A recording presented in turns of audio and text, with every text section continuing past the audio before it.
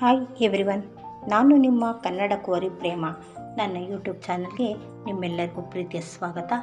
ಆತ್ಮೀಯರೇ, ಬನ್ನಿ ನಾನಿವತ್ತು ತುಂಬ ಹೆಲ್ತಿಯಾಗಿರುವಂತಹ ಒಬ್ಬಟ್ಟು, ಏಕೆಂದರೆ ಕ್ಯಾರೆಟ್ ತುಂಬ ಒಳ್ಳೆಯದು ಆರೋಗ್ಯಕ್ಕೆ. ಜೊತೆಗೆ ಅದಕ್ಕೆ ಬೆಲ್ಲ ಸೇರಿಸಿ ಒಬ್ಬಟ್ಟು ಮಾಡೋದ್ರಿಂದ ತುಂಬ ಒಳ್ಳೆಯದು ಆರೋಗ್ಯಕ್ಕೂ ತಿನ್ನೋದಕ್ಕೂ ಎರಡಕ್ಕೂ. ಹಾಗಾಗಿ ಈ ಕ್ಯಾರೆಟ್ ಒಬ್ಬಟ್ಟನ್ನ ಯಾವ ರೀತಿಯಾಗಿ ಮಾಡೋದು ಅಂತ ತೋರಿಸ್ತಾ ಬರ್ತೀನಿ. ಜೊತೆಗೆ ಅದಕ್ಕೆ ಯಾವ ಯಾವ ಇಂಗ್ರೀಡಿಯೆಂಟ್ಸ್ ಬೇಕು ಅಂತ ನೋಡ್ತಾ ಹೋಗೋಣ. ನೀವಿನ್ನೂ ನನ್ನ ಚಾನಲ್ನ ಸಬ್ಸ್ಕ್ರೈಬ್ ಮಾಡಿಲ್ಲ ಅಂದರೆ ಈಗಲೇ ಮಾಡಿ. ನಾನು ಹಾಕುವಂಥ ಒಳ್ಳೊಳ್ಳೆ ರೆಸಿಪಿನ ನೀವು ಅವತ್ತವತ್ತೇ ನೋಡ್ಬೋದು. ಹಾಗಾಗಿ ಈಗ ಯಾವ್ಯಾವ ಪದಾರ್ಥಗಳು ಬೇಕು, ಯಾವ ವಿಧಾನದಲ್ಲಿ ಮಾಡೋದು ಅಂತ ನೋಡ್ತಾ ಹೋಗೋಣ ಬನ್ನಿ.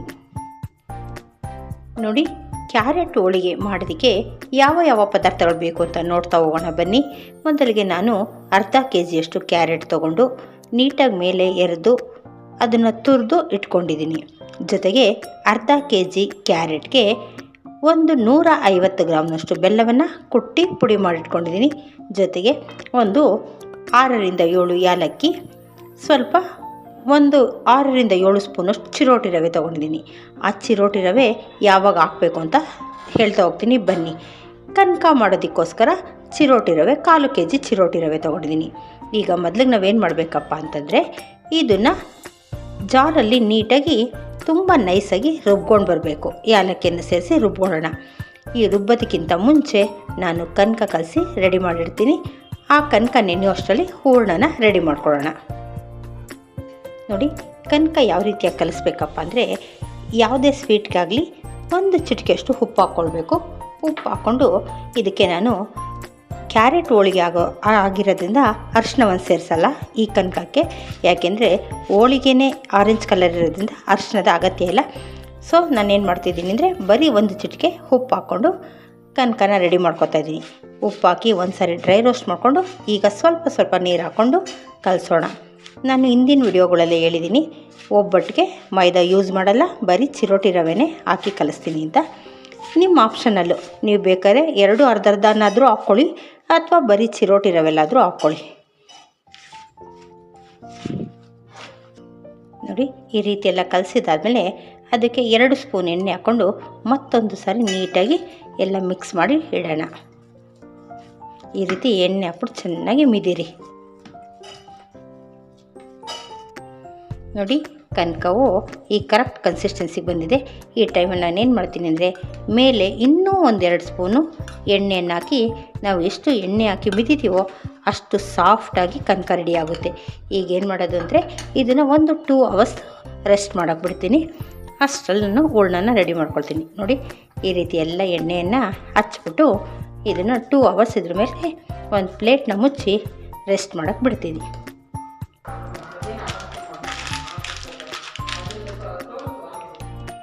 ನೋಡಿ, ನಾನು ಕ್ಯಾರೆಟ್ ರುಬ್ಬೋದಕ್ಕಿಂತ ಮುಂಚೆ ಇದನ್ನು ರಸ ತೆಗೆದುಬಿಟ್ಟಿದ್ದೀನಿ. ನೋಡಿ, ಇಷ್ಟು ರಸ ಬಂದಿದೆ. ಈ ಜ್ಯೂಸನ್ನ ನಾವು ಬೇಕಾದರೆ ಶುಗರ್ ಹಾಕಿ ಜ್ಯೂಸ್ ಮಾಡ್ಕೊಂಡು ಕುಡಿಬೋದು, ವೇಸ್ಟ್ ಏನಾಗಲ್ಲ. ಯಾತಕ್ಕೋಸ್ಕರ ರಸ ತೆಗ್ದಿದ್ದೀನಪ್ಪ ಅಂತಂದರೆ, ನಾವು ಹೀಗೇ ರುಬ್ಬಿದ್ರೆ, ರಸ ಇದ್ದಂಗೆ ರುಬ್ಬಿದ್ರೆ ನಾವು ಹೂರ್ಣ ಮಾಡಬೇಕಾದ್ರೆ ತುಂಬ ಹೊತ್ತು ಕುದಿಸ್ಬೇಕಾಗುತ್ತೆ, ಅಥವಾ ರುಬ್ಬಿದ ಮೇಲಾದರೂ ರಸವನ್ನು ಹಿಂಡಿ ತೆಗಿಬೇಕಾಗುತ್ತೆ. ಆವಾಗ ಸ್ವಲ್ಪ ಕಷ್ಟ ಆಗುತ್ತೆ ರಸ ತೆಗಿಯೋದಕ್ಕೆ. ಈಗ ಮೊದಲೇ ತೆಗೆದ್ರೆ ರುಬ್ಬಿರೋಂಥ ಕ್ಯಾರೆಟು ಗಟ್ಟಿಗಿರುತ್ತೆ, ಹೂರಣನೂ ಗಟ್ಟಿಯಾಗಿ ಬರುತ್ತೆ. ಜೊತೆಗೆ ನಾವು ಆಮೇಲಿಂದ ಹಿಂಡುವಂಥ ಅವಶ್ಯಕತೆ ಇರಲ್ಲ, ಹೂರಣ ತುಂಬ ಚೆನ್ನಾಗಿ ಬರುತ್ತೆ. ಅದಕ್ಕೋಸ್ಕರ ನಾನು ಹಿಂಡಿ ಎಲ್ಲವನ್ನು ಕ್ಯಾರೆಟು ರೆಡಿ ಮಾಡಿ ಇಟ್ಕೊಂಡಿದ್ದೀನಿ. ಈಗ ನಾನು ಇದನ್ನು ರುಬ್ತೀನಿ. ನೋಡಿ, ಕ್ಯಾರೆಟ್ ಎಲ್ಲ ನೀಟಾಗಿ ನಾನು ರುಬ್ಕೊಂಡು ಬಂದಿದ್ದೀನಿ. ತುಂಬ ನೈಸಾಗಿದೆ. ನೋಡಿ, ಈ ರೀತಿ ರುಬ್ಬಿದ ಮೇಲೆ ರಸ ತೆಗಿಯೋದು ಕಷ್ಟ ಅಂತ ನಾನು ಮೊದಲೇ ತೆಗ್ದಿದ್ದೀನಿ. ಈಗ ಇಷ್ಟು ನುಣ್ಣಗಾಗಿದೆ. ಈಗ ನಾನೇನು ಮಾಡ್ತಾಯಿದ್ದೀನಪ್ಪ ಅಂದರೆ, ಈ ರವೆ ಹೇಳಿದ್ನೆಲ್ಲ ಚಿರೋಟಿ ರವೆ ಒಂದು 5ರಿಂದ 6 ಸ್ಪೂನ್ ಇದೆ. ಇದನ್ನು ಸ್ವಲ್ಪ ಹುರ್ಕೊಳ್ಳೋಣ. ಇದನ್ನು ಹುರಿದ್ಬಿಟ್ಟು ಆಮೇಲೆ ಹೂರಣ ಮಾಡೋದಕ್ಕೆ ಇಡ್ತೀನಿ. ನೋಡಿ, ತೊಗೊಂಡಿರೋಂಥ ರವೆನ 2 ನಿಮಿಷಗಳ ಕಾಲ ಹುರಿದಿದ್ದೀನಿ. ಈಗ ಇದನ್ನು ಪಕ್ಕಕ್ಕಿಟ್ಟು ನಾನು ಹೂರಣ ಮಾಡೋದಕ್ಕೆ ರೆಡಿ ಮಾಡ್ಕೊತೀನಿ. ನೋಡಿ, ಸ್ಟವ್ ಹಚ್ಚಿ ನಾನು ಈ ಕ್ಯಾರೆಟ್ನ ಸ್ಟವ್ ಮೇಲೆ ಇಟ್ಟಿದ್ದೀನಿ. ಇದು ಮಿನಿಮಮ್ ಅಂದರೆ ಒಂದು 5 ನಿಮಿಷಗಳ ಕಾಲ ಬೇಯಬೇಕಾಗುತ್ತೆ. ಏಕೆಂದರೆ ಇದರಲ್ಲಿ ಇನ್ನೂ ಸ್ವಲ್ಪ ನೀರಿನ ಅಂಶ ಇರುತ್ತೆ. ಆ ನೀರಿನ ಅಂಶ ಎಲ್ಲ ಡ್ರೈ ಆಗಬೇಕು. ಆಮೇಲಿಂದ ನಾವು ಬೆಲ್ಲವನ್ನು ಸೇರಿಸ್ಬೇಕು. ಅಲ್ಲಿನವರೆಗೂ ಸ್ವಲ್ಪ ಇದನ್ನು ಕೈ ಆಡಿಸ್ತಾ ನೀರೆಲ್ಲ ಹಿಂಗೋವರೆಗೂ ಕೈ ಆಡಿಸ್ತಾ ಇರೋಣ.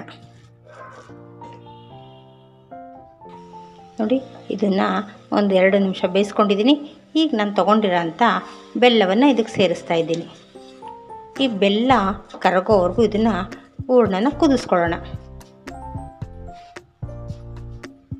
ಈ ರೀತಿ ತಿರುಗಿಸ್ತಾ ಬೆಲ್ಲ ಎಲ್ಲ ನೀಟಾಗಿ ಕರಗಲಿ.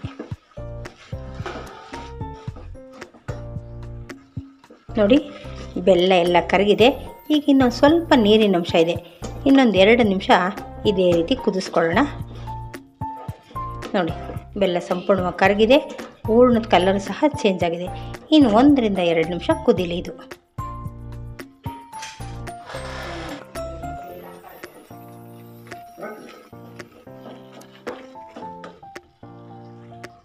ನೋಡಿ, ಆಲ್ಮೋಸ್ಟ್ ನಾವು ತೊಗೊಂಡಿರೋಂಥ ಹೂರಣ ಎಲ್ಲ ಬೆಲ್ಲ ಎಲ್ಲ ಕರಗಿದೆ. ನೀರೆಲ್ಲ ಚೆನ್ನಾಗಿ ಡ್ರೈ ಆಗಿದೆ. ಈಗ ನಾವೇನು ಮಾಡಬೇಕಪ್ಪ ಅಂದರೆ ರವೆಯನ್ನು ಹುರಿದಿಟ್ಕೊಂಡಿದ್ವಲ್ಲ, ಚಿರೋಟಿ ರವೆ, ಇದನ್ನು ಒಂದು 2 ಸ್ಪೂನಷ್ಟು ಇದಕ್ಕೆ ಸೇರಿಸೋಣ. ನೋಡ್ಕೊಳ್ಳಿ, ಅದು ಹೂರಣ ಗಟ್ಟಿಗಾಗೋವರೆಗೂ ನೋಡ್ತಾ ಈ ಥರ ರವೆ ಹಾಕ್ಕೊಂಡು ತಿರುಗಿಸ್ರಿ. ಆಗ ಹೂರಣದ ಅದಕ್ಕೆ ಸ್ವಲ್ಪ ಗಟ್ಟಿ ಬಂದಾಗ ರವೆಯನ್ನು ಹಾಕೋದನ್ನ ಸ್ಟಾಪ್ ಮಾಡಿ. ನಾನೀಗ ಒಂದು 2 ಸ್ಪೂನಷ್ಟು ಹಾಕಿದ್ದೀನಿ. ಒಂದು 2 ನಿಮಿಷ ಚೆನ್ನಾಗಿ ತಿರುಗಿಸಿ ನೋಡ್ತೀನಿ. ಹೂರಣ ಗಟ್ಟಿ ಬಂದರೆ 2 ಸ್ಪೂನ್ ಸಾಕಾಗುತ್ತೆ. ಇಲ್ಲ ಅಂದರೆ ಇನ್ನೂ 1-2 ಸ್ಪೂನ್ ಹಾಕಬೇಕಾಗುತ್ತೆ. ನೋಡಿ, ಈಗ ಇನ್ನೊಂದು ಸ್ವಲ್ಪ ತೆಳುವಾಗಿದೆ. ಈಗ ಇನ್ನೊಂದು 2 ಸ್ಪೂನಷ್ಟು ರವೆಯನ್ನು ಸೇರಿಸ್ತಾ ಇದ್ದೀನಿ. ಈಗ ಇಷ್ಟನ್ನು ತಿರುಗಿಸಿದ್ರೆ ನಮಗೆ ಸಾಕಾಗುತ್ತೆ. ನೋಡಿ, ಇಷ್ಟು ಗಟ್ಟಿ ಇದ್ದರೆ ಸಾಕಾಗುತ್ತೆ. ಇದನ್ನೆಲ್ಲ ಚೆನ್ನಾಗಿ ಮಿಕ್ಸ್ ಮಾಡಿ ಇನ್ನು 1 ನಿಮಿಷ ರವೆಯನ್ನು ಬೇಯಕ್ಕೆ ಬಿಟ್ಟರೆ ಹೂರಣ ರೆಡಿ ಆಗುತ್ತೆ. ನೋಡಿ, ಕರೆಕ್ಟ್ ಕನ್ಸಿಸ್ಟೆನ್ಸಿಲಿ ರೆಡಿಯಾಗಿದೆ.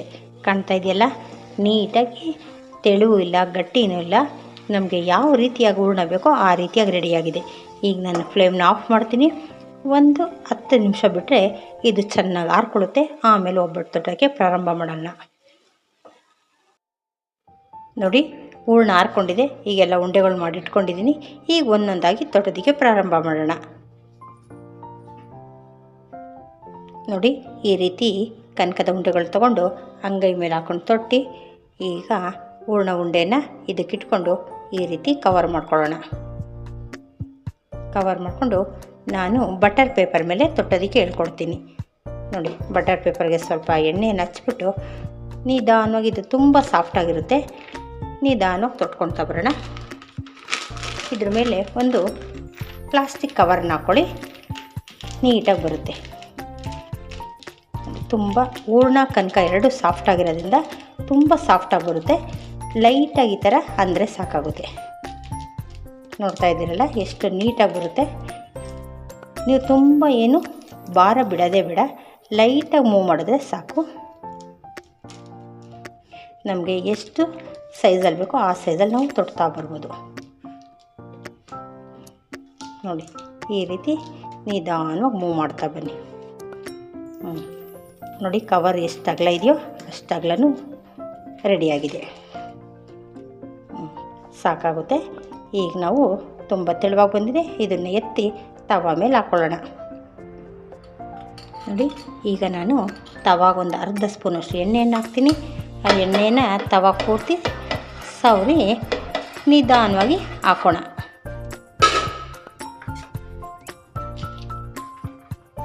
ನೋಡಿ, ಎಷ್ಟು ತೆಳುವಾಗಿ ಬಂದಿದೆ ಅಂದರೆ ಅಷ್ಟು ತೆಳುವಾಗಿ ಬಂದಿದೆ. ಈಗ ಬಟರ್ ಪೇಪರ್ನ ತವಾ ಮೇಲೆ ಹಾಕಿ 1 ಸೆಕೆಂಡ್ ಬಿಟ್ಟು ತೆಗೀರಿ.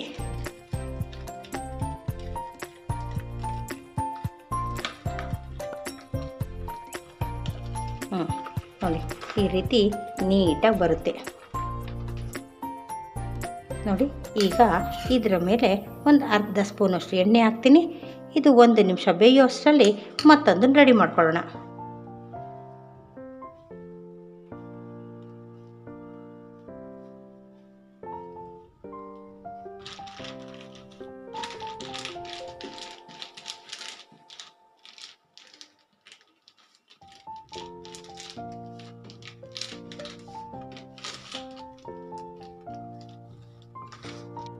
ನೋಡಿ, ಈಗ ಬೆಂದಿರುತ್ತೆ.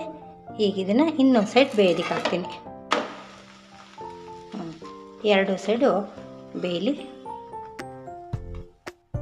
ನೋಡಿ, ಈಗ ಆ ಸೈಡಲ್ಲಿ ಬೆಂದಿರುತ್ತೆ. ನಾನೀಗ ನಿಧಾನವಾಗಿ ತೆಗಿತೀನಿ ಎರಡು ಸೈಡು. ಏಕೆಂದರೆ ಇದಕ್ಕೆ ಹಳದಿ ಹಾಕಿಲ್ವಲ್ಲ, ಅದಕ್ಕೋಸ್ಕರ ವೈಟಾಗೆ ಕಾಣ್ತಾಯಿದೆ. ಆದರೂ ಎರಡು ಸೈಡ್ ಬೆಂದಿದೆ.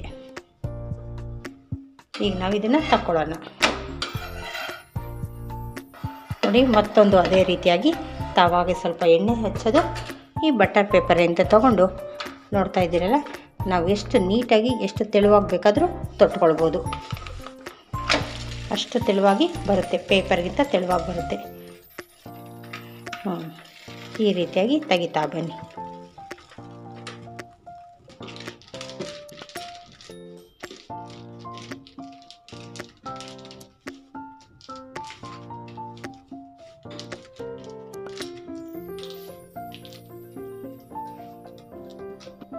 ನೋಡಿ, ಈಗ ಇದು ಬೆಂದಿದೆ. ತಿರುವು ಹಾಕೋಣ. ಈ ರೀತಿಯಾಗಿ ಬೇಯೋದಕ್ಕೆ ಜಾಸ್ತಿ ಟೈಮ್ ಬೇಕಾಗಿಲ್ಲ, 2 ನಿಮಿಷಕ್ಕೆ ಒಂದೊಂದು ಒಬ್ಬಟ್ಟು ರೆಡಿ ಆಗ್ತಾ ಬರುತ್ತೆ. ನೋಡಿ, ಈಗ 2 ಸೈಡಲ್ಲಿ ಬೆಂದಿದೆ. ಈಗ ಒಂದೊಂದನ್ನೇ ತೆಗಿತಾ ಬರೋಣ. ಈಗ ಅದೇ ರೀತಿ ನೋಡಿ, ಎಲ್ಲ 10 ನಿಮಿಷದಲ್ಲಿ ನಾವು ರೆಡಿ ಮಾಡ್ಕೊಳ್ಬೋದು. ತಟ್ಟಿ ಒಂದು ಬೇಯೋಷ್ಟರಲ್ಲಿ ಒಂದನ್ನು ರೆಡಿ ಮಾಡ್ಕೊಳ್ಬೋದು.